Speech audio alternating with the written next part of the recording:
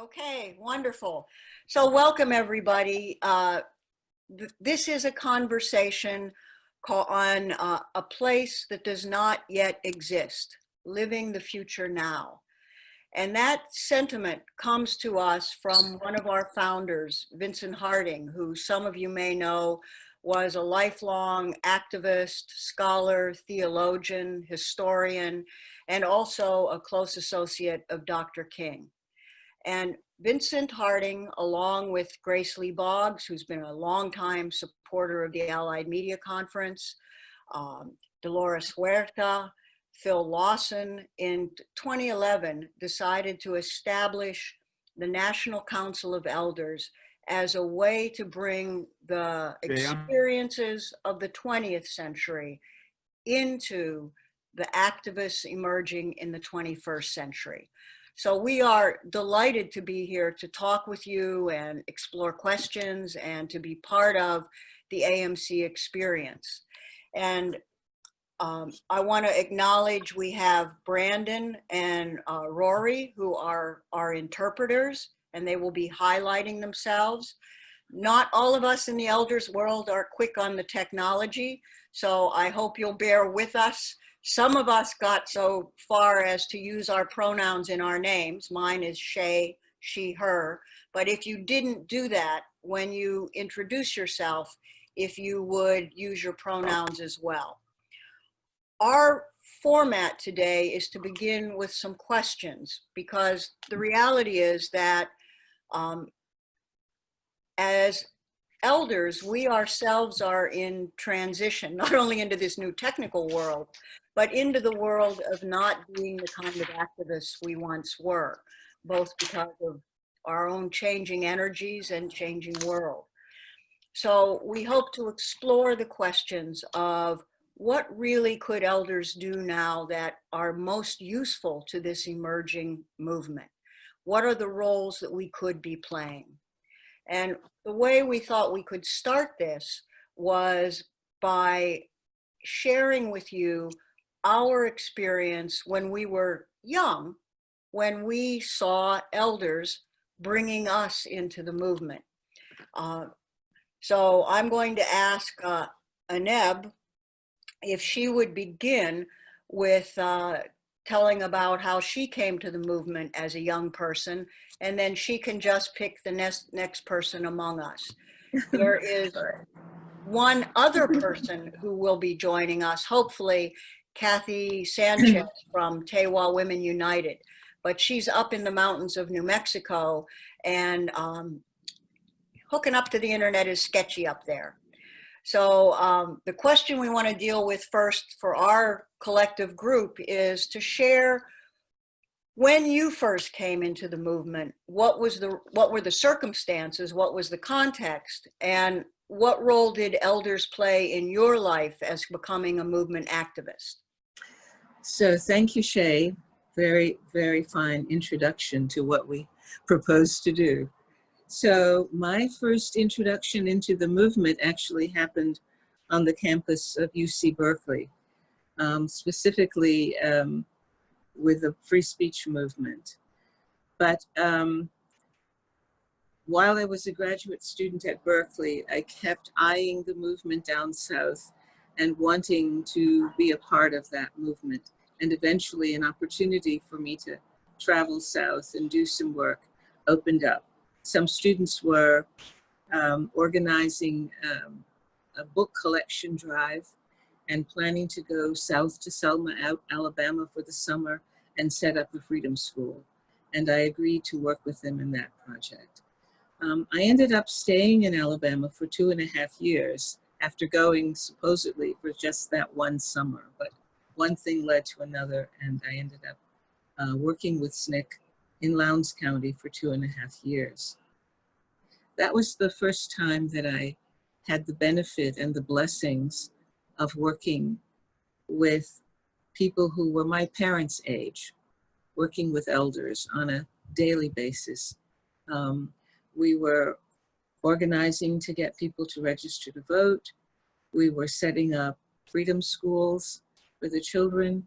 We were doing literacy classes for the adults, many of whom could not read or write. We were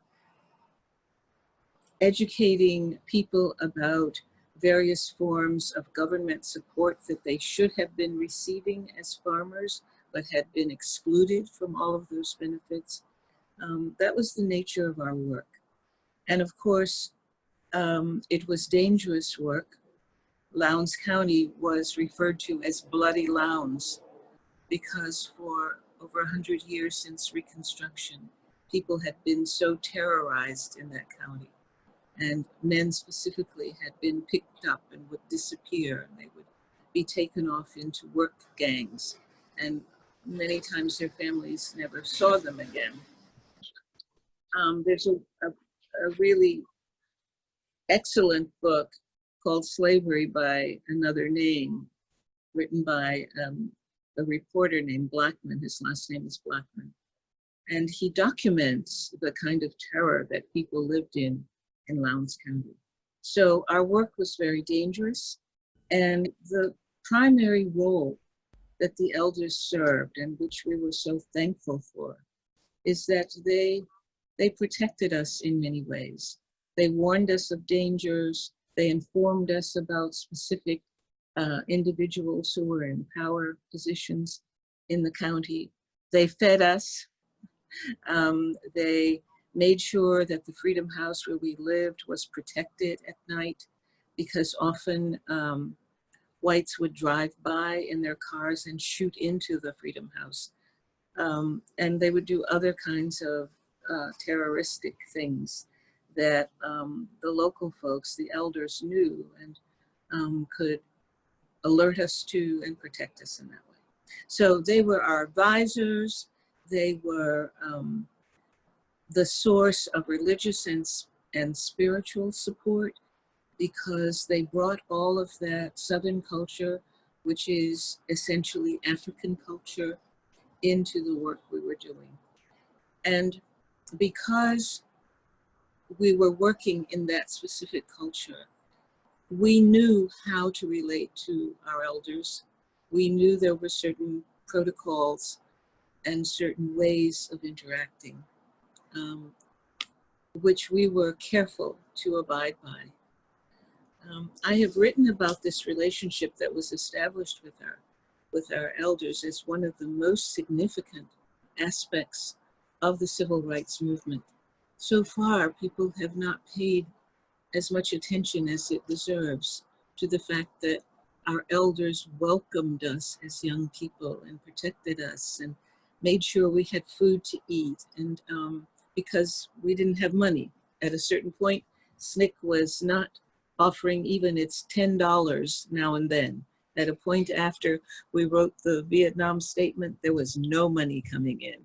So we were really dependent on the people with whom we were working for that kind of support and sustenance.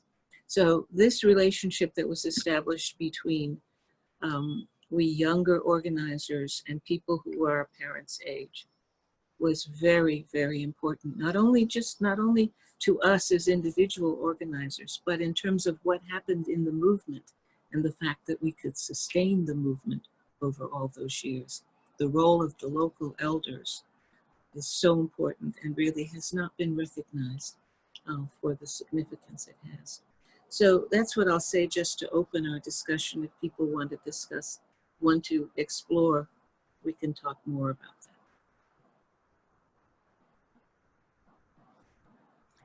You want to pick the next person, Aneb? Aneb, who would you, we can't hear you. Nope, one more. You're still muted. There you go. Can you hear me now? Do you hear me now? Yes. Okay, so maybe we should go to Elder Kathy, because she was actually going to open up for us now that we have her on the line. So I'll pick Kathy. All right, thank you, Sangitamu. Oh, wow, this is technology. Okay, so I'll do the opening that I was going to be doing. So, and I'll do it in my Tewa language for the first phrase. Okay, gindi nanori weke poa ba good daga hotuni kandi nan bi ari woniri nai Saya Indimua. So with all respect, as we gather today, may we acknowledge the inner joy we have for all our elders and our younger generations.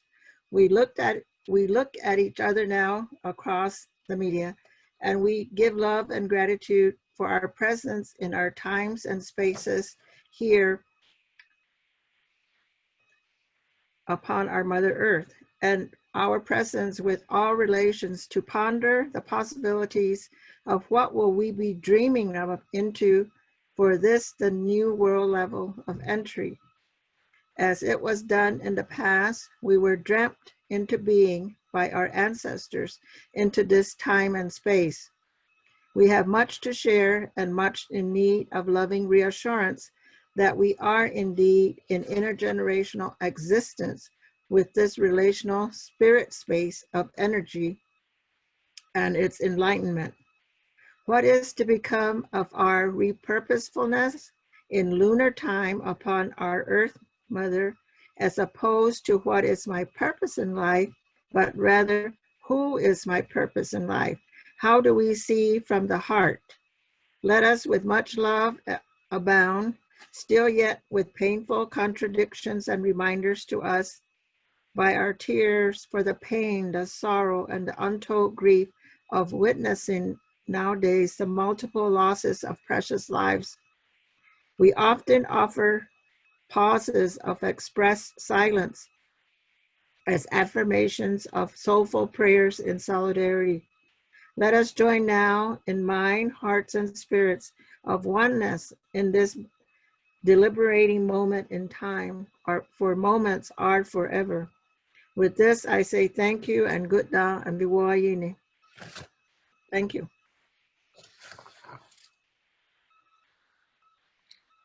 Thank you, Kathy.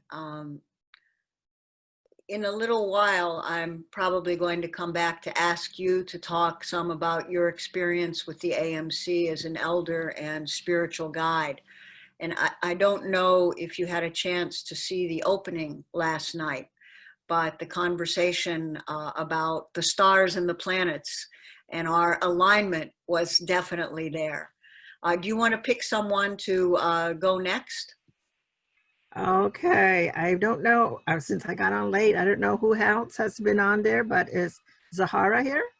Yes, Zohara is here, but she has asked to not be center stage at the moment. She's monitoring the chat, and Aneb has spoken.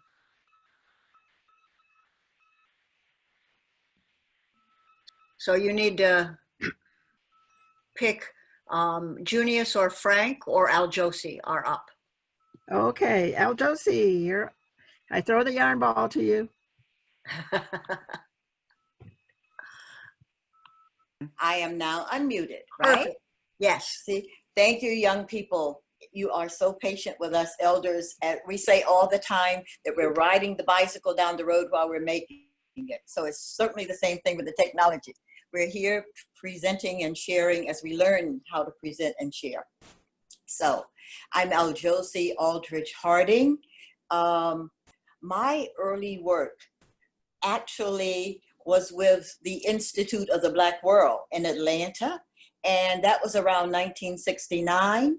And many of us were give or take the same age, except I would say the range was 10 to maybe 20 years difference, which doesn't feel so much like they were elders. We more or less felt like we were the same age or we were co-workers. And so let me just tell you a little bit. I'm following, not exactly following that wonderful example that Aneb set, but we've learned that we just appear as we appear. So I will just share some of the things that I remember about being a staff person at IBW. And let me say, I brought a couple of, I want you all to know more about IBW. And we have just started again an IBW legacy project. So IBW was a collection of activists and artists and people who were thinking, but who saw themselves in service to the community. We were founded in Atlanta. Actually, some people say it was the actual house of W.B. Du Bois. I'm not sure that that's correct. But we were in Atlanta, and we were a collaborative of people who used our minds and our actions in service to the community, is what we said. The Institute came out of the Martin Luther King Center. And as often is, there was some discussion or disagreement about what would be the purpose. So we moved to become more an independent organization as of '69 and had our grand opening in 1970. Vincent Harding was one of the co-founders of the Institute.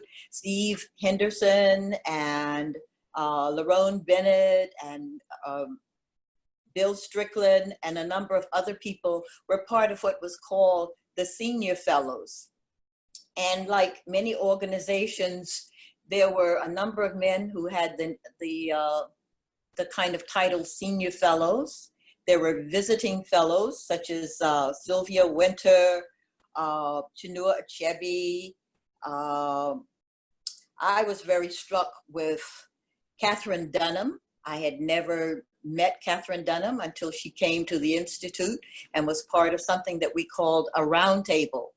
And people would come in and they would sit around the table and engage us. And so I think that was one of the striking parts of the work of the Institute, that people would come in that we had heard of who were internationally known, and they would sit around a table with us and share about their work and their experience and bring us into the conversations and help us to understand. So it was intellectual, but it was also that whatever level you were functioning, you could raise questions and gather information and be encouraged. We were very much involved in the Institute in collaborating with people in the community and being in touch with people, returned citizens, or people who were not even returned citizens at that time, people who were caged, especially at the time of Attica. We were in conversation with people who were there. We published some of their writings in a monthly report that IBW had. And by the way, a large number of the IBW publications were at the Schomburg Research Center in Atlanta, and some are about to be put here I'm sorry, not in Atlanta, in New York, Schomburg in New York. And a lot of the materials are about to be put here in Atlanta at the Clark Atlanta, the AU Center Woodruff Library. But getting back to IBW, IBW is best known, I believe, for helping to call together newly, what shall I say, new Black Studies directors. And that was part of our initial work, to bring together Black Studies directors, to talk to them about what the nature of Black Studies should be, to come to an understanding of how you evaluate the programs, to also challenge people who were being excited by the money and who might be going to white institutions, but to challenge them about what Black Studies programs should look like, and to perhaps ask their institutions to send some of their scholars to little IBW in Atlanta. And that happened with a number of people who came to IBW. We're also known for working with politicians like Maynard Jackson to help talk to him about what his platform would be about as he was running for mayor. We were involved with the Gary Convention and that platform. We were involved in 1970 with trying to discover what a Black agenda would look like for this country. So most of our work at IBW was about using our minds, education for liberation and liberation for the community. And as I said, we had senior fellows, visiting fellows, community people, staff people. And so it wasn't as much as a big relationship between ages, but more so people who were nearer the same age, but who had made, some who had started writing and were better known in the community. So I think I'll stop and wait until there's some more questions about IBW and come back and talk about that. Other than, last thing to say, another thing that came out of IBW was a school. As we started talking about how we serve the community, some of us who were parents were working, and we formed an independent school called the Learning House. Thanks, Josie. And you want to pick the next speaker? We have Junius and Frank. I'll go to Junius. I'm Junius Williams. I'm from, well, now I live in Newark, New Jersey. I was raised in Richmond, Virginia, where I first walked my first picket line with the NAACP youth group there. I wanted to join the students from Virginia Union University, who later became a part of SNCC. In about 1960, I guess that was. And my mother would not let me, backed up by my father. She got us out of town, my brother and I. I went to Amherst College. There I worked with a group called the Students for Racial Equality. And we were in support of mainly SNCC. We were in support by raising money. We were in support by affording people an opportunity, a chance to come up and get some rest and relaxation. But then I decided I had to go back down south much again, to my elder parents' chagrin. I went to Montgomery, Alabama, where I joined people like Worth Long, and what Willie Ricks called the Battle of Montgomery. I like to think that I learned how to walk through the valley of the shadow of death with SNCC, but I didn't learn how to organize until I came to Newark.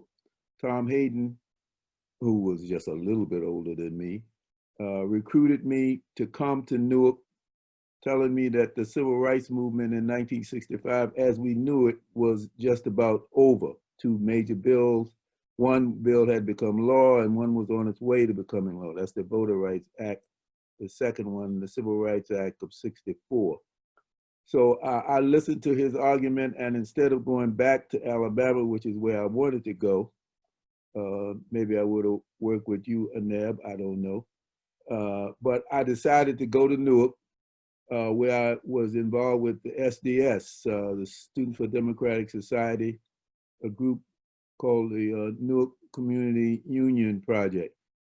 Newark Community Union was integrated racially and by gender.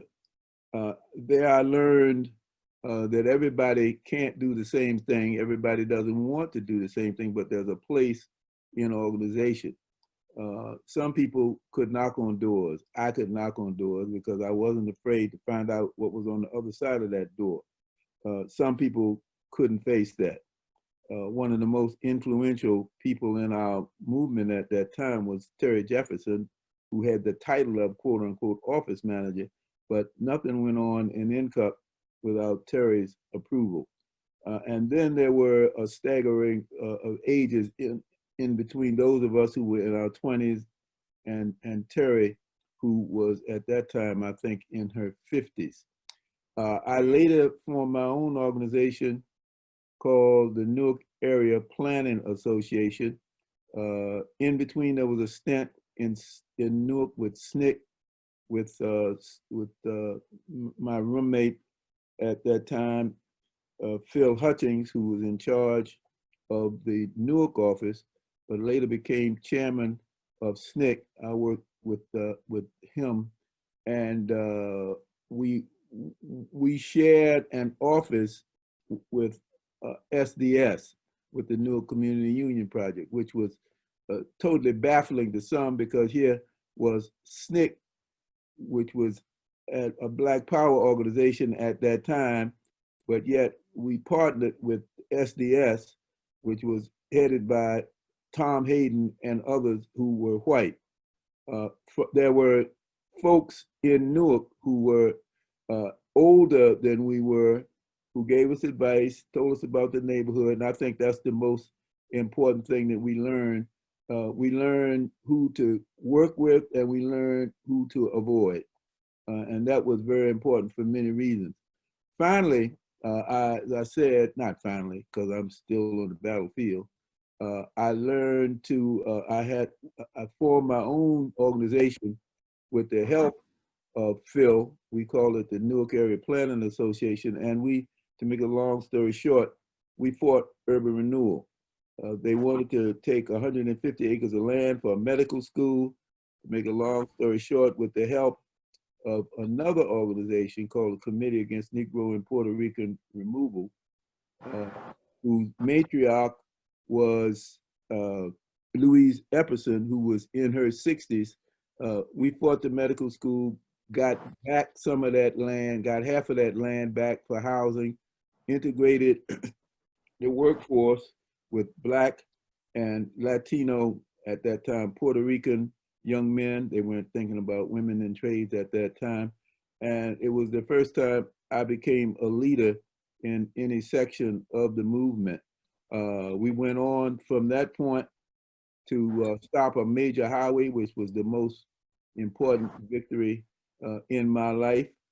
All along, we had, in the street that is, all along we had a mixture of young people and not so young people. As I look at my history right now, I am obviously one of those who is not so young, but one of the things that I think is very important, one of the things we want to leave with you is it's always room for somebody to work in organization. And if you want to be organized, if you want to be involved in justice work, one of the things you have to do is to keep your mind sharp by always wanting to learn. I'm learning just as much as I'm teaching. Fast forward, I have had for the last 18 years, I said I have to pass on some of this knowledge that I have. I wrote a book called Unfinished Agenda, Urban Politics in the Era of Black Power. But I said that wasn't enough. I taught a class with a group called the Abbott Leadership Institute. And there we had a mixture of old and not so old and very young teenagers talking about how to organize, basically. And I think that's, probably my best offering that I've made up to date. I'll stop right now and pass it on to Frank. Thanks, Junius, and thanks, everybody. My experience in many ways was quite different from that of the previous speakers. One obvious difference is that I grew up in an all-white community, went to all-white schools my entire life in the suburbs of Detroit. But there came a day in 1960 when I was driving down the famous 8-mile road, which is the dividing line between Detroit and the suburbs. And I saw a picket line that was going on, and that I was curious about that. So I turned my car around and came back, and I saw that the picket line was protesting at a swimming pool in a suburb of Detroit called Oak Park that was segregated. This is not the South, this is the North. And the segregated swimming pool was called the Crystal Pool. I joined that picket line, and that was my beginning. That was, in a way, my introduction to the movement. I think the period we're in now has a lot of fascinating similarities for me to that, because nobody recruited me, nobody organized me. I didn't know a single person on that picket line when I joined it. I came to know all those people later. But I was caught up in the moment, and I was caught up in a rebellion against elders, particularly my parents, but elders of the all-white society in which I had been living up until that time. And speaking of rebellion against elders, sure enough, there was news coverage of that demonstration on television that night, which my father saw. And promptly kicked me out of the house. Not that we had been getting along that well anyway. As it happened, I was working a factory job at the time. I already had my own car. I had been pretty economically independent for quite a while. So I immediately got my own apartment. As I say, I had a factory job already. But from there, I became almost instantly engaged in the movement. And I helped create a chapter in Detroit of an organization called the Northern Student Movement. That in turn led to the creation of an organization which I helped to found in 1965 called People Against Racism.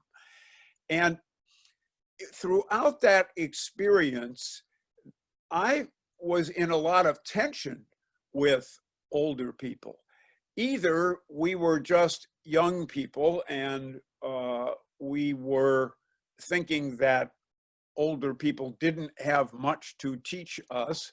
I came to learn otherwise, but that took a while. That did not immediately happen.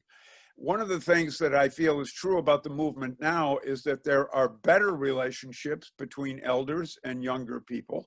Nothing magical about it, but I think there isn't the built-in completely generational conflict that was my early experience in the movement.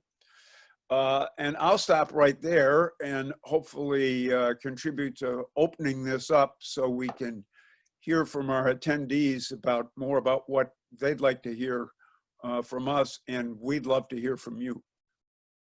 As people talk, if there are questions that folks want to put in the chat, there's a question and answer spot there. And as Zohar has been listening, she's been inspired now to say that she'd like to talk at least some about experiences in Mississippi. So Zohar, I'm going to toss it to you. Thank you. As all of my comrades know, I thought I was just going to be in the audience. So then I said, oh my goodness, I'm actually on camera. I'll just monitor the Q&A and chat. But of course, having all my comrades talk about how they began, and I want to throw Mississippi in the mix because first of all, I became involved in the student movement in 1962 as a student at Spelman College in Atlanta, Georgia. And the student movement was raging. SNCC had already been formed in 1960, and they were helping the local, I should say the campus group, the Committee on Appeal for Human Rights, which was the student organization made up of students from Spelman, Morehouse, Clark, Atlanta University, and ITC, the Inter-Theological Denominational Center. So that's how I got involved. And the more I became involved with SNCC, I learned about their plan to go to Mississippi and have this big Mississippi Freedom Summer. I was greatly influenced during the 2 years that I was a student by a number of people who were my elders, but they weren't elderly by any means at that time, and that included Vincent Harding and Rosemarie Harding, who were head of the Mennonite House, a gathering place for movement people and people who wanted to learn about the movement. Also, Howard Zinn was teaching at Spelman College at that time, and a lot of the students who were active were very drawn to him, myself included.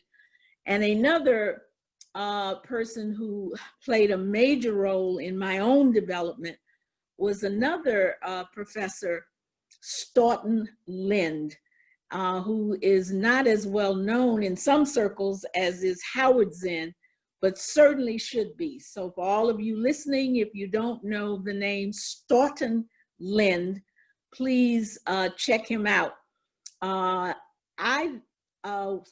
For a in my sophomore year, I worked with Dr. Stauden Lynn, who was working on developing the curriculum for the Freedom Schools that were going to be a very big part of the Freedom Summer Project. You know, a lot of people are sort of surprised to know that a lot of the African-American parents also did not want their children involved, primarily because they thought we would be killed. So I had a total rupture with my own family, who also threw me out for deciding I was going to Mississippi. And I realized later that they thought if they told me don't ever come back, that would stop me from going. They really didn't want to throw me out, but they were trying to use anything they could to stop me. But anyway, I did go, and talking about people very much like Gloria and Aneb House said, the people took care of us. This was an incredible thing, you know, to go into a town. In my case, I was assigned to Laurel, Mississippi, and didn't know a soul there. There were 3 of us assigned there. And we had a list of names of NAACP members.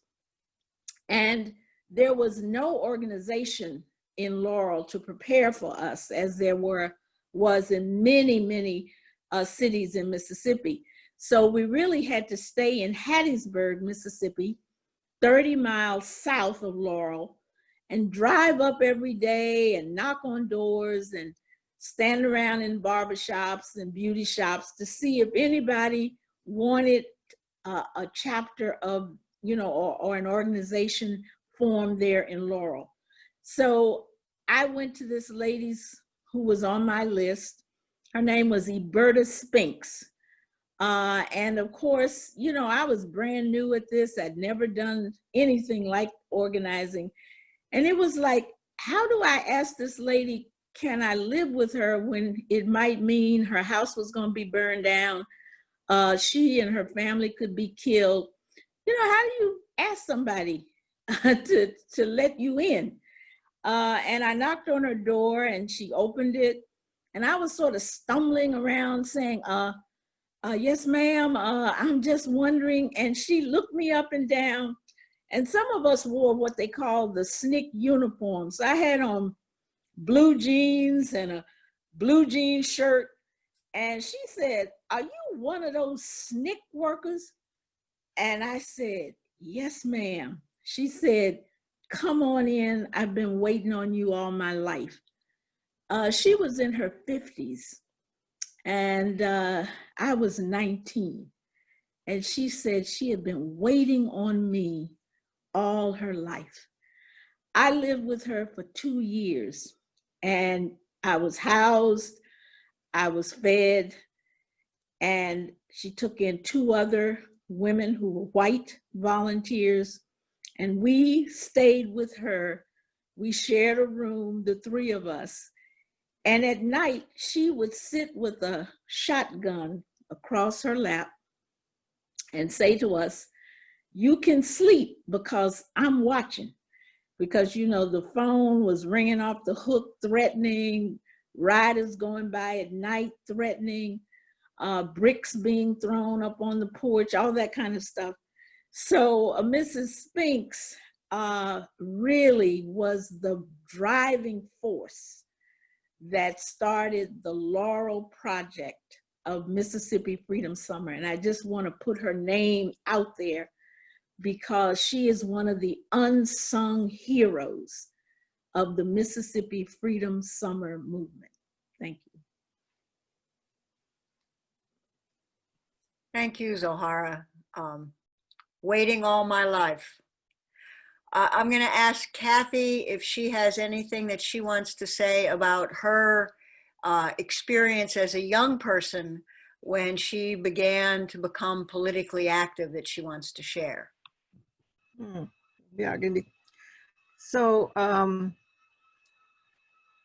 I'll start by saying that I'm an indigenous Tehuatoa from San Alfonso Pueblo in New Mexico. And the first atomic bomb was researched and developed in our sacred volcanic mountains. So that's Los Alamos National Laboratory. So right from the get-go, I was very much in a questioning mode.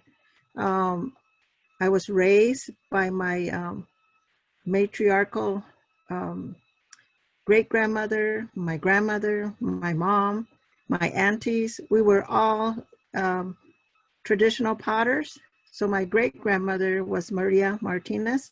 She's well known internationally for her beautiful black on black traditional pottery. But it was a communal process, and all the work was our life way, and our life way was connected to all the elements of Mother Earth.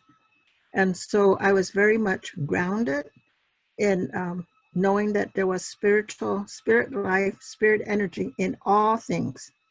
And then also being aware of Los Alamos and its technological advances and researching what they were doing, I was also very much aware of the negative use of our nuclear energy that is inside everything and everybody, every cell, every even living and non-living elements have energy in it. So I was very much aware of energy and its good uses and its negative uses.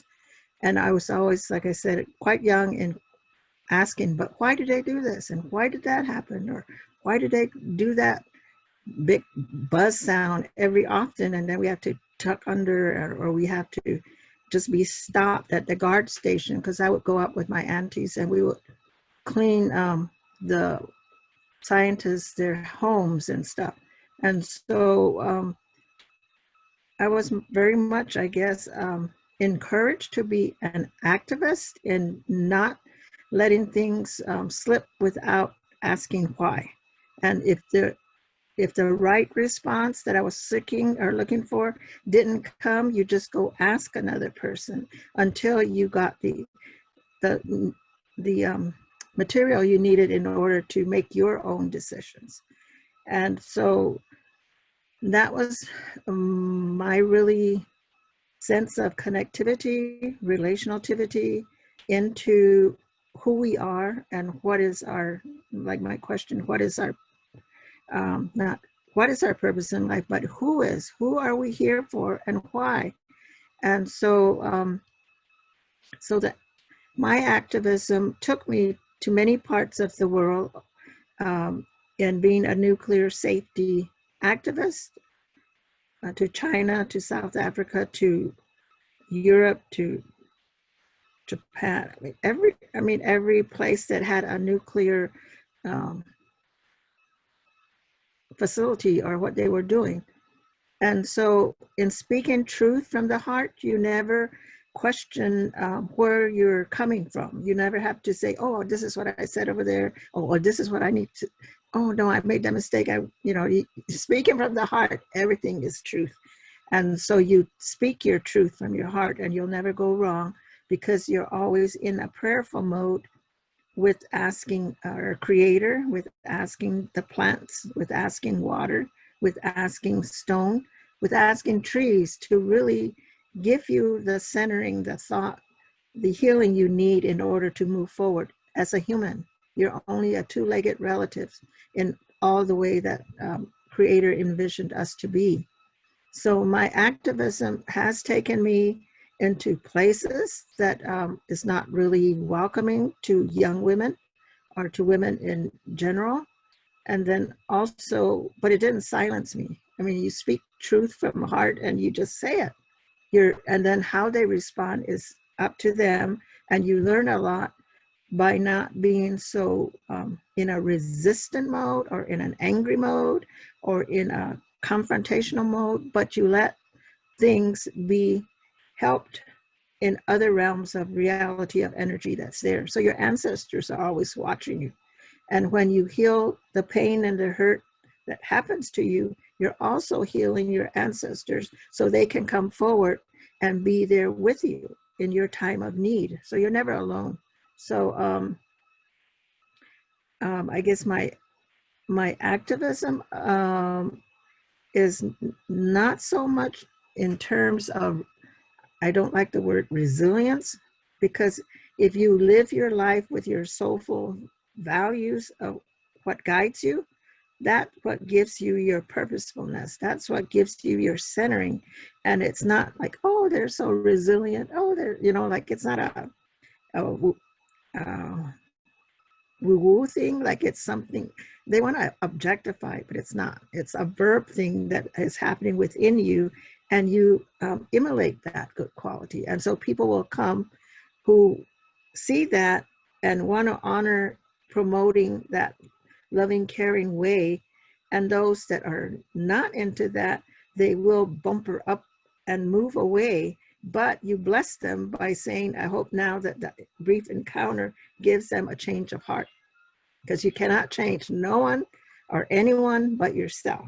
So just be true to yourself in what you're doing, and the ancestral energies will bring those that will help you on your journey in very unexpected ways.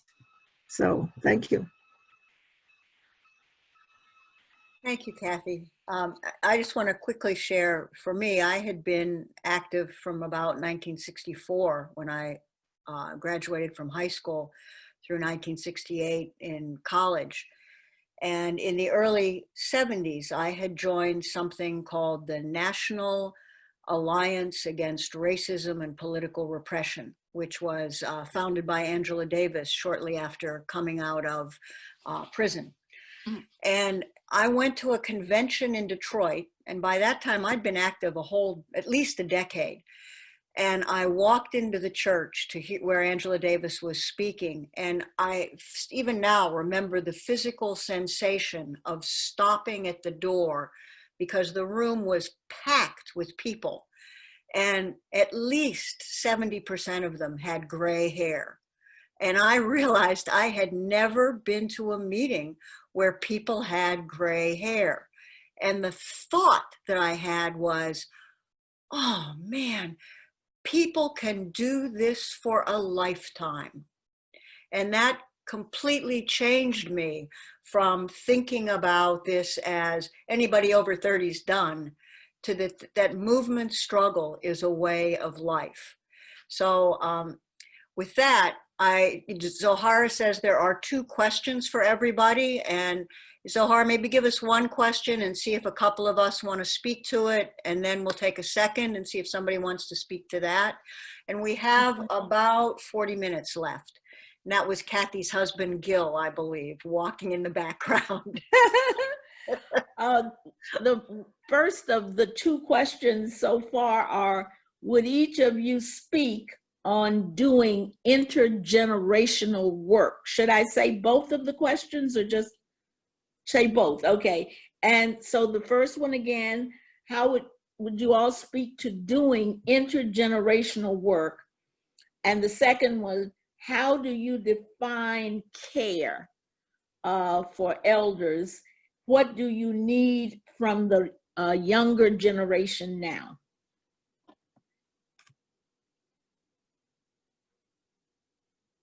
So anybody want to speak to either of those? Something about doing intergenerational work now, or how do you define care?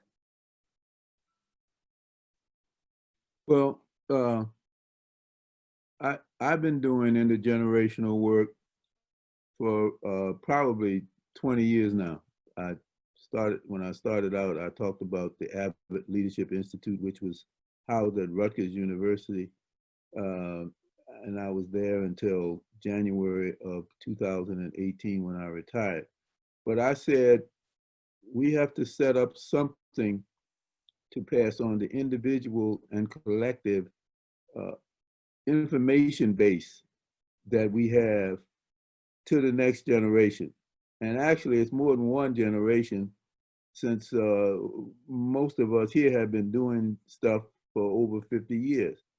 And we've lost touch with one specific thing in that transition, and that is how to organize, knowing how to organize, the ins and outs, the ups and downs. So that's what I set out to do. We had classes at Rutgers free classes on Saturday, and the every other Saturday people came in. We became a family. It became an organization in and of itself. And I can say truthfully that most of the education advocates, whether I agree with them or not, have come through some of the classes that we had.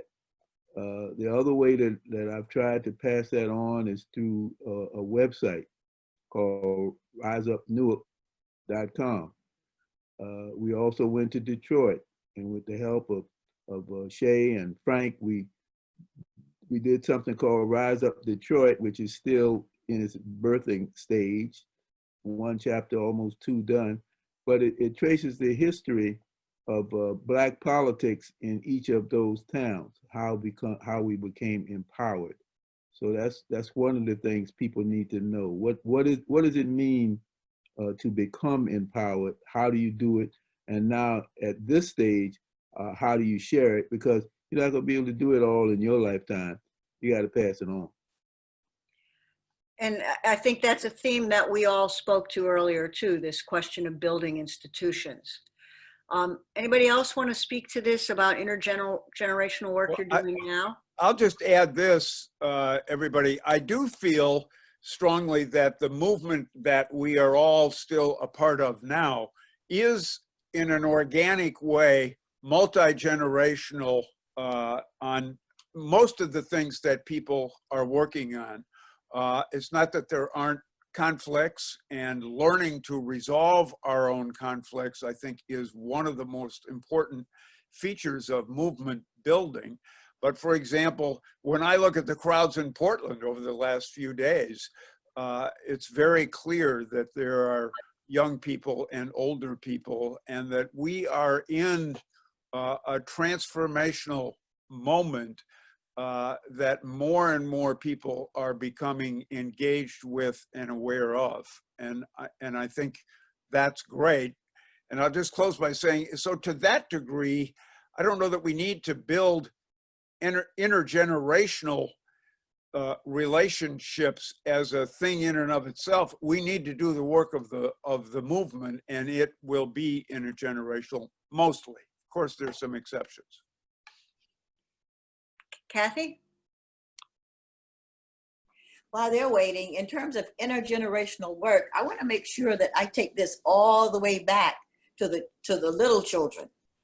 I think all the time we have to think about how we're building children for the work. Mm-hmm. And we thought about that at Learning House, and that's at IBW, that's why we started Learning House. But I always want to encourage people to start in the homes. That movement work doesn't start when people are older all the time, but it starts as we take children with us to see what we're doing. And as we have children with us and that we're teaching them about movement people, and we're sharing so that they can understand it, that they are a part of the change. And so I'm always strongly talking about movement work. Education for liberation starts in the home. And that is one of the main things we can do. And my intergenerational work a lot has been with individual people who then started other organizations, like a person I know who started a homeschool network, or I've also done things with Project South and the Southern Movement Assembly. But I want to emphasize some of those individual and small group things that we do informally as we're nurturing and holding and encouraging and sharing our stories as very important part of movement work. Hear myself now? Can you hear me? Yes, great. Okay, just wanted to also speak in that same line like Al Josie, in that when we went to China for the World Conference on Women, and we came back and we said, in order to do our work with the nuclear issues and not be confrontational, we said, what do we really want in our communities? And so the thought was we wanted beloved communities to grow. And so the way we address honoring a gathering for Mother Earth was to take the acronyms of environmental awareness about radiation, transportation, and health. And we had intergenerational together we planned, together we worked, together we sang, played, shared food, shared dances, shared wisdom, teaching circles. But by doing and being together, that relationality, bringing together a sense of a culture of peace. That's an exemplary way of talking about intergenerational work.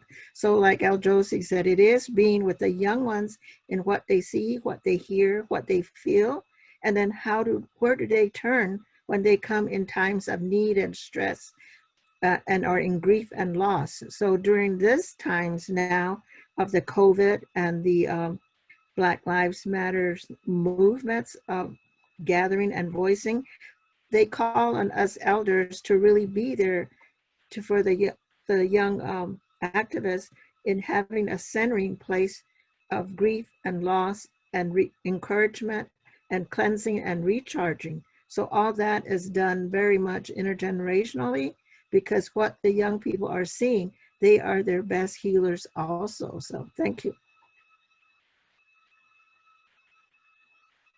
I just wanted to remind all of us that all of our movements have been intergenerational, you know, and I certainly think about the civil rights movement of the 60s, you know, when you think about everything from the Montgomery bus boycott to the Mississippi Freedom Summer to the Lowndes County work.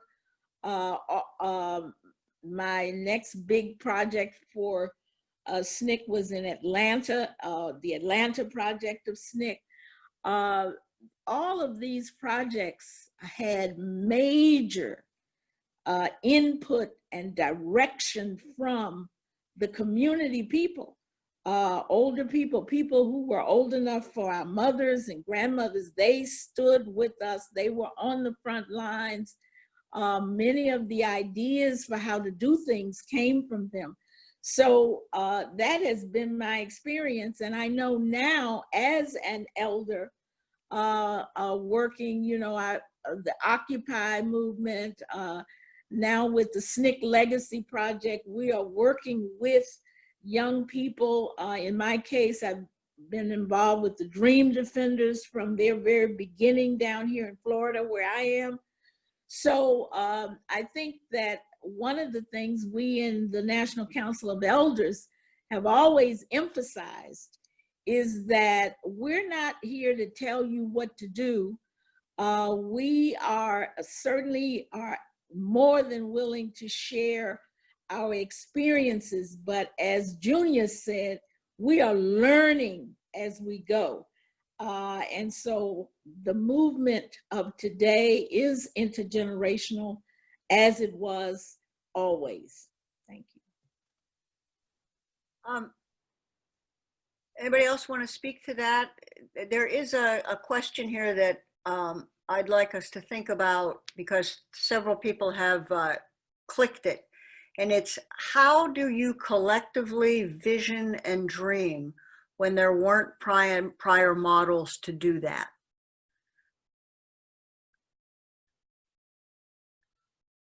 Well, I'd like to pick up on that, kind of segueing from the last question, because I was going to say a good part of my work was in the anti-war movement opposing the US war on Vietnam and Laos and Indochina.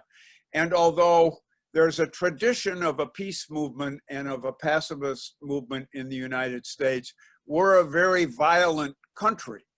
And having mass opposition to a war is very unusual and very exceptional in US history.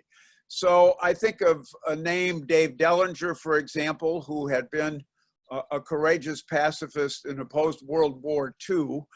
And I think of Dr. Benjamin Spock, who came to support the movement to resist the draft during the war. But the anti-war movement really was a kind of starting from scratch mass opposition to US imperialism as it was playing out in Indochina at that time.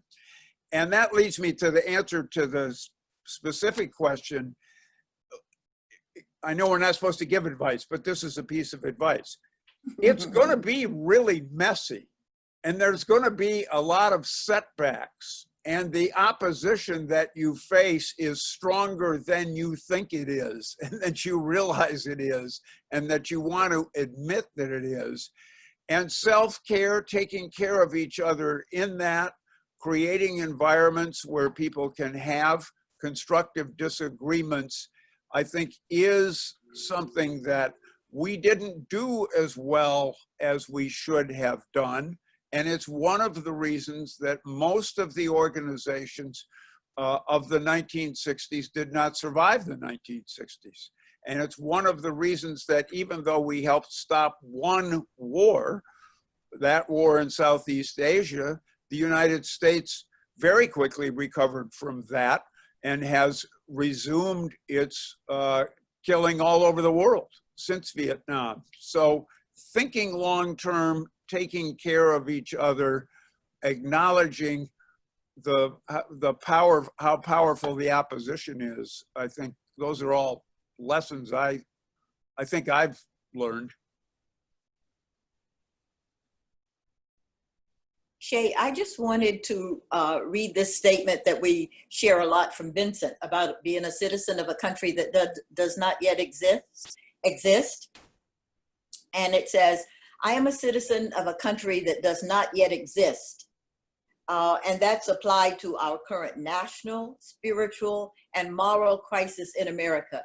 We are citizens of a country that we still have to create, a just country, a compassionate country, a forgiving country, a multiracial, multi-religious country, a joyful country that cares about its children and about its elders, that cares about itself and about the world, that cares about the earth's needs, as well as what citizens, as well as what individual people need.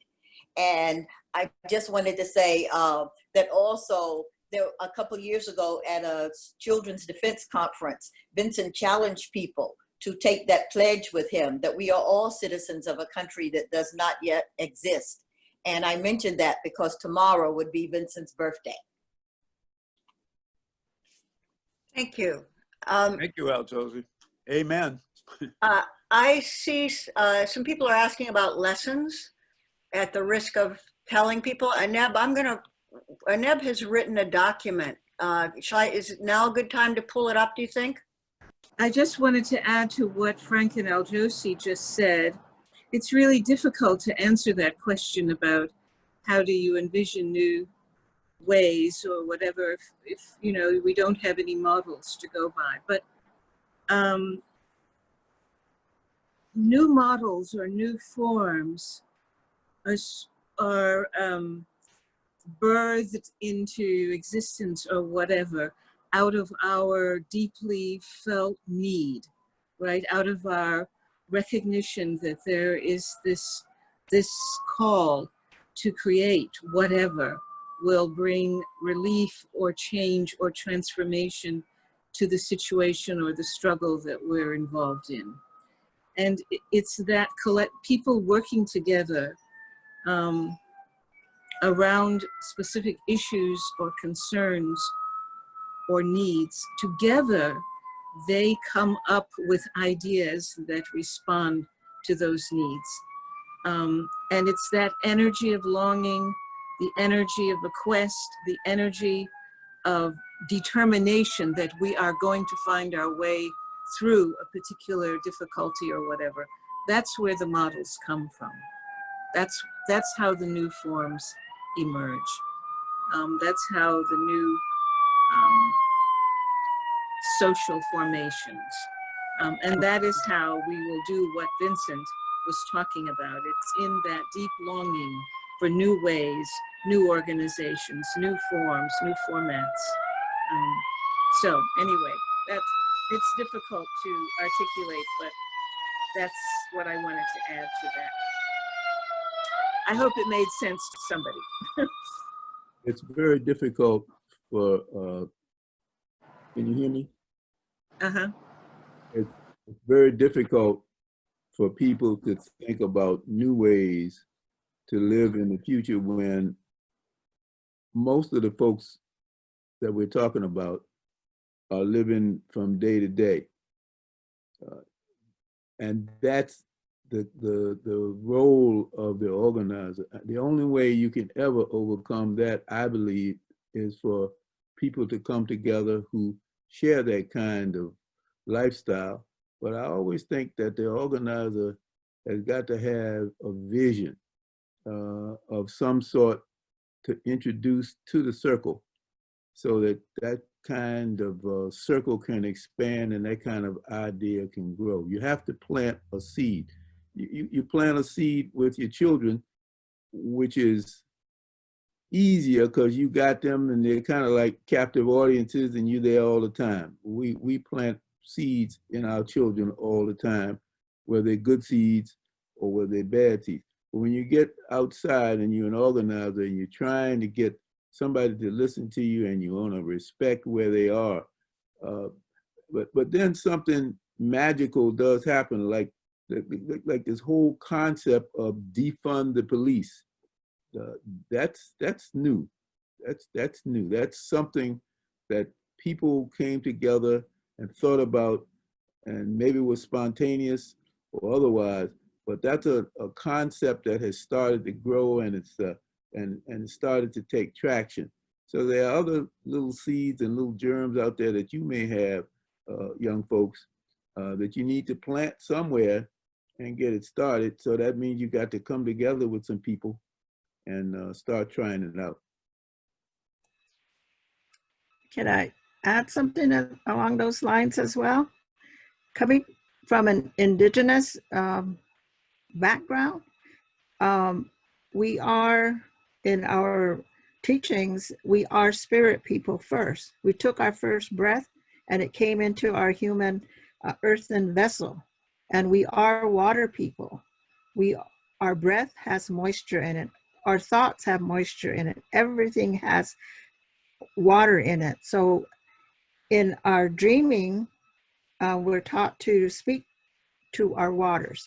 And so at night, every night, I have a half glass of water and I put my question in there, speaking to water, saying, this is what I'm pondering, this is what I'm concerned about, and what do I need to do in order to fulfill my wish or my desire to take this certain action. So I leave it in the dream space every night. And in the morning, the first thing is to drink the water before anything else and just think of the thoughts that came through. The thoughts will come through about twilight time. And one of the statements that we've been working with is that healing is an art, and it takes practice, it takes time, and it takes love. And each one of us, like I said before, can only change ourselves. So what you do with your conviction, with your quest, with your actions, that is going to be that seed that emanates outward to others. And people will be drawn to that same, with those same thoughts and energy. And you just keep doing what you love to do the most, what gives you your sense of wellness. And it's a 24/7 task. You have to let it go, whatever was thrown at you that was harmful, that was negative, let it go. And then in the morning when you drink the water, you're recharging yourself. So you do that every 24/7, and then you will have that ability to grow with others, to understand. I guess the main thing that, because we're in the United States and because it is a very toxic culture of violence, that we have all been groomed to either be the oppressor or to be the oppressed. And we have been taught how not to come together, how not to love each other, how not to do these things, how to doubt yourself. And so we need to unlearn, but we can do that in an instant. That instant you make that decision to have that change, that growth, that love, that thought, that ask, that is going to be your pivotal change. So honor yourself in the time it takes to do that practice, the time it takes to do those little, what we might think are baby steps, but they are going forward. and you will take steps back, but you assess during that stepping back, and then you step forward, and then you step back and go forward.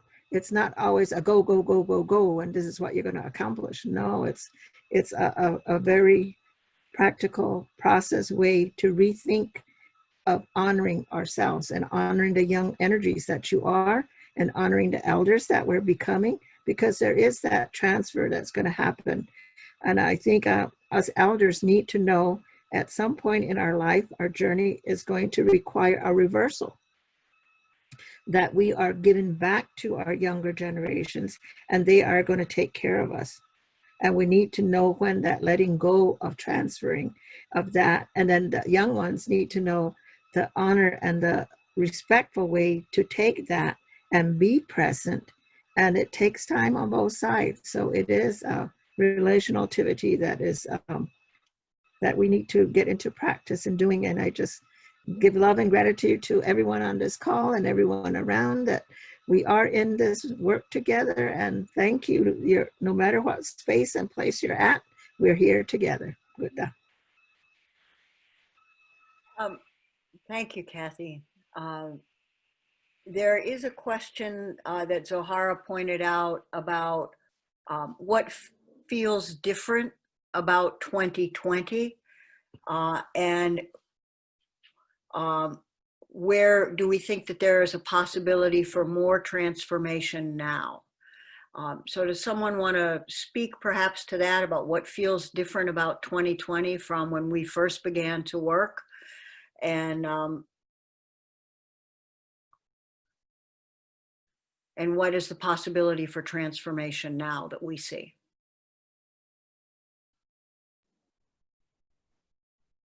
While some other people are thinking, one of the things that's different, of course, is this constant barrage of media and hearing so many things that are happening everywhere. And I didn't say this earlier, but I want to say as an elder that I truly think that one of the best things that we can do for ourselves is to take some quiet time.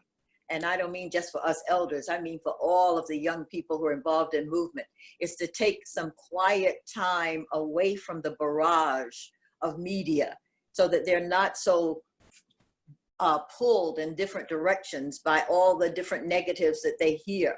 But they take some time for themselves in quiet and in nature to receive, as Kathy would say to us, to receive some of the messages from spirit, to receive some of the nurturing, to receive some of the renewal. And that's one of the major differences, is that the young people are so constantly listening to and barraged by what is going on, or what has been told to them as possible. And it's very easy to lose your own, to not hear your own voice. And it's very easy to become discouraged when you're hearing so much negativity. So I encourage them to turn off some of the news.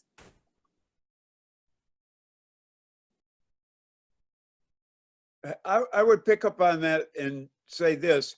I know that I feel that I am still learning things every day, but I also feel that young people entering the movement now are starting with a greater base of awareness and knowledge about the system that we are seeking and building an alternative to than certainly what I had when I started out. I'll give a couple of examples, very specific examples that I think are important. I think in the last 5 years, there's been enormous insight and scholarship and so on the systems of white supremacy, from Ta-Nehisi Coates, from Roxanne Dunbar Ortiz, from people like Kathy and Aneb. And so there's an awareness basis that is broader and deeper now than what we had. I know one of my own personal transformations, my own example of being the change, is coming to understand in recent years the necessity to pay more attention to how white supremacy worked vis-a-vis indigenous people, because a lot of the attention is about enslavement. Not to say we understand everything about that either, But we have, as I've written a couple places, white supremacy itself is a melting pot. It has many threads and strains, and how they combine and come together and try to renew themselves is a part of constantly updating our analysis and our insight, and not becoming dogmatic and rigid and thinking that we have it all figured out. And just the spirit of that I pick up.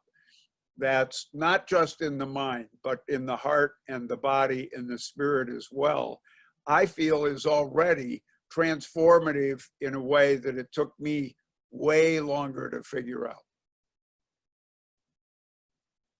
One of the things that I've noticed is that the people in charge, I call them the empire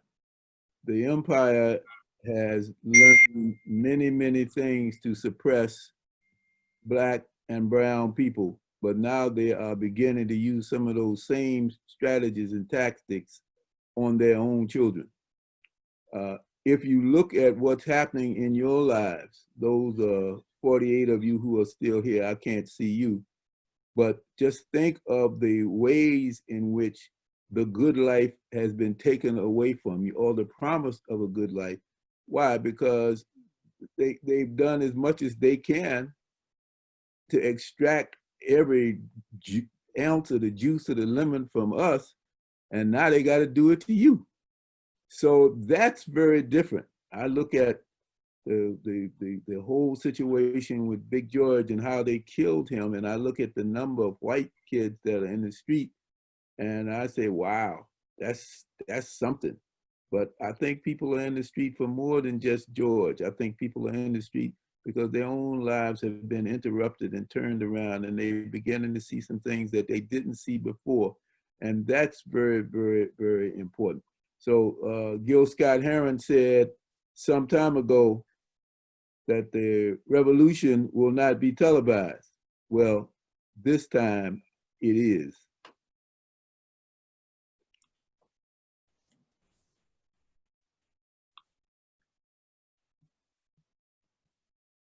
One of the things that Grace Boggs always said is that in times of great transformation, when major systems are in flux, you never know what small action will reverberate around the world. That when systems and institutions are solid, our actions don't necessarily have that much impact. But now, in a time like this, we have no idea what one small step could mean.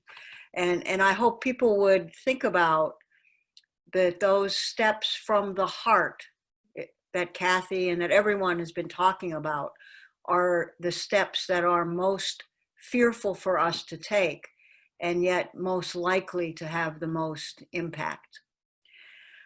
We have only 3 minutes left, and I know because of the technical capacities, it is possible that the people coming in can just quickly end us. So I want to be sure and say that Aneb has written a speech that she gave for the US Social Forum, 10 lessons from 50 years of activism. And I don't know if we changed that 50 to now make it 60, but there it is.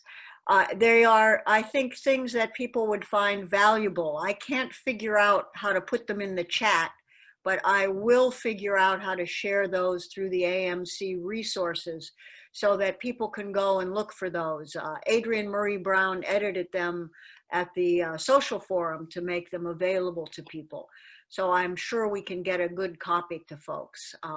So I want to get that, and I want to give people a last thought, a last word. If there's anything folks want to share, I'm not going to say anything after this moment. So I just want to really be grateful and present and thank all of you who have been with us and to encourage us to find ways to keep this journey together.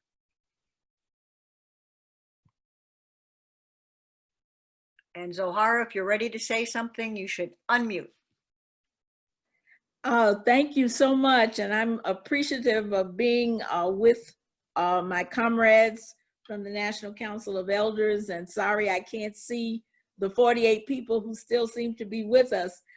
For me, this is a hopeful time in spite of, you know, the ravages of COVID, but seeing people risk their lives to march and protest, and they're still doing it all these weeks later, tells me that there has been a major shift in the country, and I am feeling hopeful after my 60 years of activism. Thank you.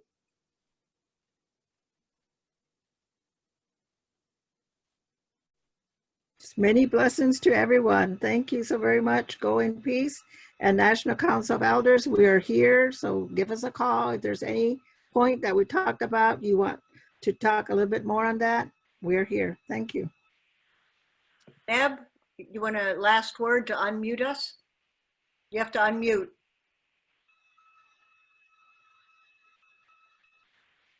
Just to say thanks to all the participants in the webinar.